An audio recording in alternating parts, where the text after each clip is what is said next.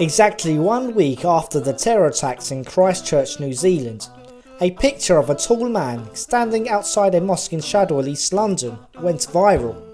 I met up with Mark Griffiths and asked him why he did it. Mark, it's great to see you outside Darul Ummah Mosque again.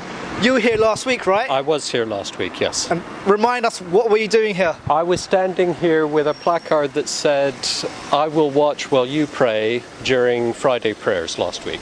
What a beautiful gesture. It wasn't too difficult for you to do that, was it? Not at all. It only took an hour and a half of my time. It wasn't a problem. And you did that because of what happened the week before in New Zealand, right? It was in response to what happened in New Zealand, but also I felt that the first Friday prayers after what happened in New Zealand were probably going to be a difficult time for the Muslim neighbours here, and I wanted to support them as best I could.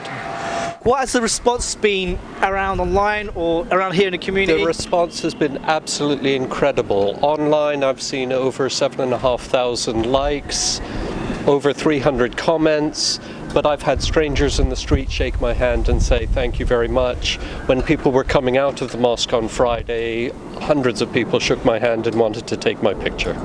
And I hear that you work quite close in the area. Just down the road. Great, okay. I think we're going to go and pay that place a visit. Sounds good to me. So Mark, you brought me to a familiar grand old place. St George in the East. Okay, you have to show me about. Come on then, let's have a look. You were outside the mosque last week. Yes. As a special act of kindness, but you're actually based here. I'm based here at St George's. I'm the Director of Operations here, and basically I do all the admin work that the priests don't have the time to do because they're caring for the community. So you give the priests a break, basically? In some things, yes. Excellent. So you're quite busy in the office here then? Absolutely.